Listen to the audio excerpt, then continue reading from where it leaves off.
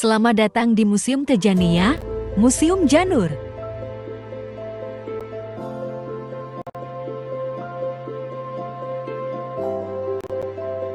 Lomba membuat kerajinan janur. Lomba pameran kerajinan janur.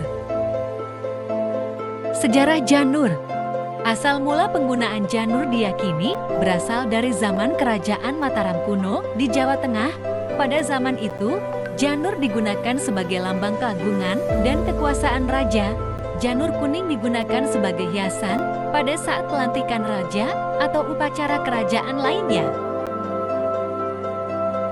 Kerajaan Mataram kuno adalah kerajaan yang berdiri di Jawa Tengah pada abad ke-8, kemudian berpindah ke Jawa Timur pada abad ke-10 Masehi yang didirikan oleh Sanjaya. Kerajaan ini dipimpin oleh Wangsa Syailendra dan Wangsa Isyana. Janur menurut arti harfiahnya berasal dari kata jan yang berarti jannah atau surga dan nur yang berarti cahaya. Jika disatukan memiliki arti cahaya surga. Dengan memasang janur, masyarakat Jawa berharap agar kedua mempelai dapat menempuh kehidupan baru yang tentram di kemudian hari. Pengertian janur. Janur adalah daun muda dari beberapa jenis palma besar, terutama kelapa, inau, dan rumbia. Janur biasa dipakai sejumlah suku bangsa di Nusantara sebagai alat kehidupan sehari-hari. Masyarakat suku Bali, Jawa, dan Sunda biasa memanfaatkan janur untuk dianyam. Fungsi janur.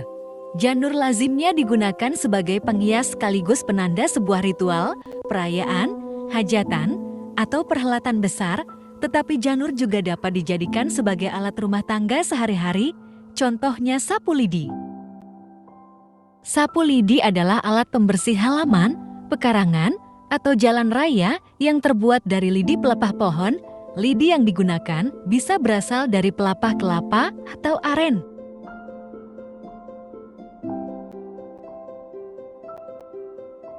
Karakteristik kerajinan janur. Bahan dasar. Kerajinan janur umumnya menggunakan janur sebagai bahan utama. Janur adalah daun kering yang biasanya berasal dari tanaman seperti kelapa, aren, atau bambu. Bahan ini memiliki kekuatan dan kelenturan yang memungkinkan untuk dijadikan berbagai macam bentuk dan tekstur. Tampilan alami.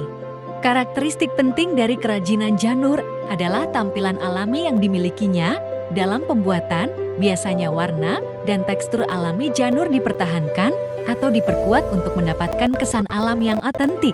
Kaitannya dengan tradisi. Kerajinan janur seringkali memiliki kaitan dengan tradisi dan budaya lokal.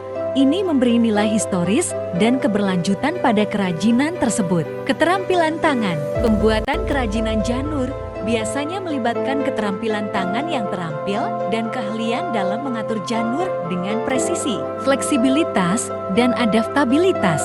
Janur memiliki fleksibilitas dan kelenturan yang membuatnya cocok untuk dibentuk menjadi berbagai macam bentuk atau untuk digabungkan dengan bahan lain. Fungsi kerajinan janur. Ekonomi.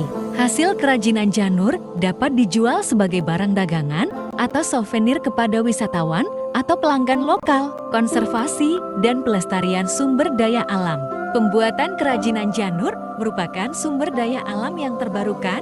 Masyarakat dapat ikut serta dalam menjaga keseimbangan lingkungan dan mendorong pelestarian sumber daya alam. Warisan budaya dan identitas. Masyarakat yang memiliki keahlian dalam membuat kerajinan janur telah mengembangkan teknik dan motif yang unik sehingga kerajinan ini menjadi ciri khas dari masyarakat tersebut. Seni dan estetika. Hasil kerajinan janur sering digunakan sebagai hiasan pada acara adat atau upacara tradisional sehingga memberikan nilai keindahan dan keharmonisan estetika dalam budaya masyarakat.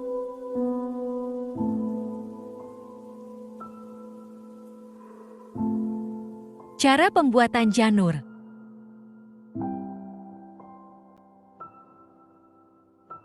Pemilihan bahan. Pembersihan. Pemotongan. Pembentukan. Janur Bali atau penjor saat perayaan Galungan. Janur kuning atau Jawa.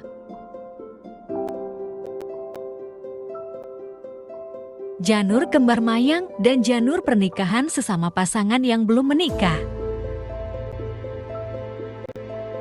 Janur gagar mayang, janur yang dibuat untuk orang yang sudah meninggal tetapi belum menikah. Janur kembang mayang, janur yang dipakai saat pernikahan antara duda dengan perawan atau sebaliknya. Dekorasi janur untuk perayaan atau acara adat. Ruang dokumentasi.